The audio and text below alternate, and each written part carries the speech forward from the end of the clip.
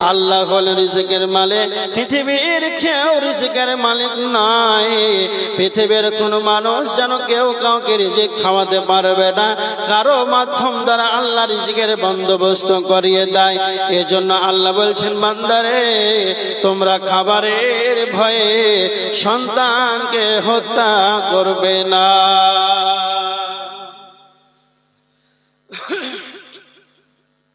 তোমরা খাবারের ভয়ে সন্তান হত্যা করবে না।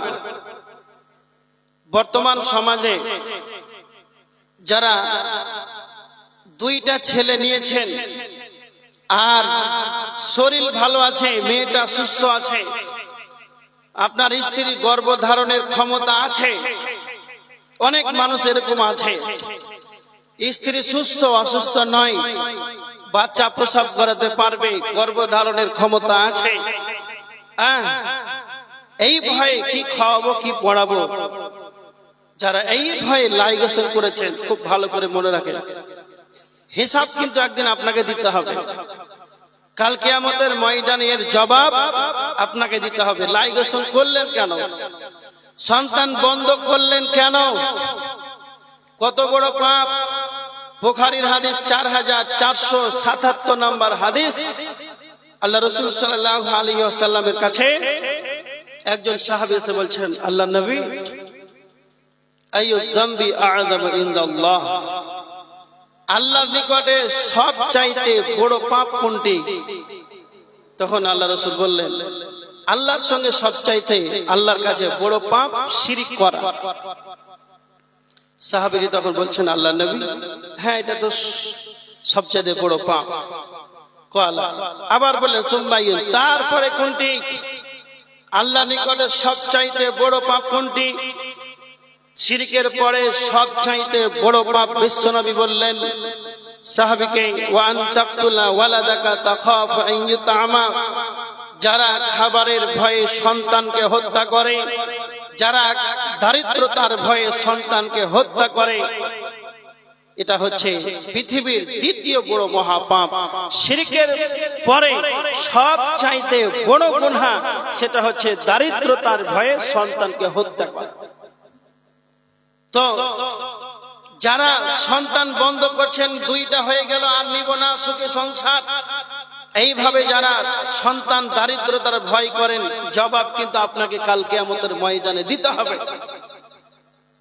এজন্য বলছেন, আল্লাহ বলছেন, সরল পথে যদি তোমরা চলতে চাও তাহলে তোমরা দারিদ্রতার ভয়ে সন্তান হত্যা করবে না। নাম্বার 4, আল্লাহ বলেছেন, ওয়ালা তাকরাবুল ফাওয়াহিশা মা যাহারা মিনহা ওয়া মা বাতান। আল্লাহ বলেছেন, তোমরা ফাহিশার কাজের কাছে যাবে না। ফাহিশা এটা হলো আরবি শব্দ, এর বাংলা শব্দের শাব্দিক কথা হলো তোমরা নির্লজ্জতার কাছে যাবে না, বিহায়াপনার কাছে যাবে না, অশ্লীলতার কাছে যাবে না। পৃথিবীর বুকে যতগুলো পাপাচার কাজ আছে, তাস আছে, জুয়া আছে, লুডো আছে, ক্যারাম বোর্ড আছে, এক কথায় যতগুলো ফাহিশা কাজ আছে, পাপের আঁকড়া আছে, সমস্ত কিছুই আল্লাহ ফাহিশা শব্দ ব্যবহার করেছেন। এটা আরবি শব্দ।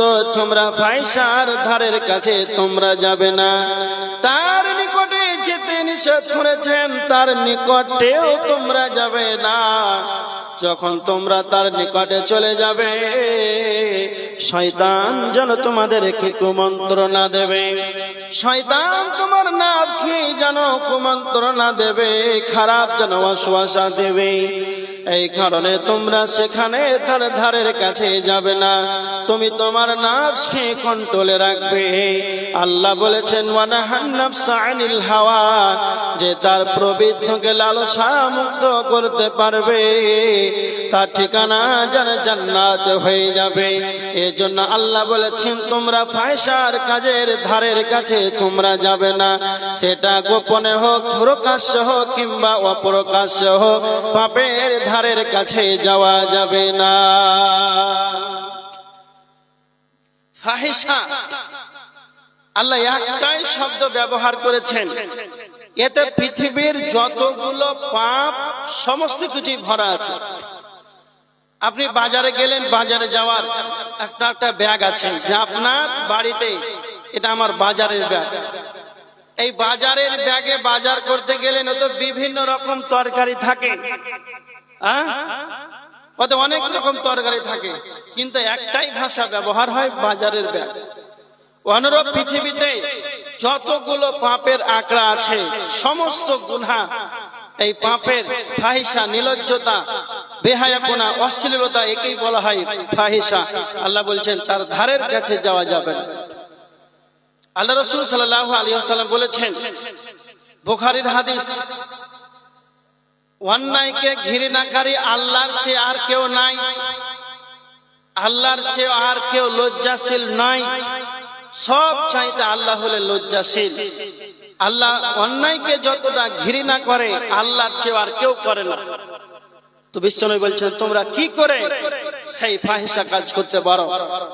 আল্লাহ সুবহানাহু ওয়া তাআলা নবীকে বলেছেন, হে নবী, কুল, আপনি বলে দিন, ইন্নামা হাররামা রাব্বিয়াল ফাওয়াহিশা, যত রকম ফাহিশা কাজ আছে, সমস্ত ফাহিশা কাজকে আল্লাহ হারাম করে দিয়েছে। আল্লাহ নবীকে আল্লাহ বলছেন, হে নবী, আপনি বলে দিন, ফাহিশা কাজ, সমস্ত ফাহিশা, নোংরা কাজকে আল্লাহ হারাম করে দিয়েছেন। এটা সূরা আরাফের 33 নম্বর আয়াত। এগুলো আমাদের হারাম। এই জন্য বলছিলাম, সরল পথে যদি চলতে চাও তাহলে পাপ ছাড়তে হবে। একটা কথা মনে রাখো, আল্লাহ বলছেন ফাহিশার কাজের কাছে যাওয়া যাবে না, যদি কালে তোমরা সরল পথে চলতে চাও। আচ্ছা, আপনাদেরকে যদি একটা প্রশ্ন করি, মানুষ যদি নেকি করে, মানুষ যদি নেকি করে তাহলে কোথায় যাবে? জান্নাতে যাবে। যদি কালে পাপ করে তাহলে জাহান্নামে যাবে।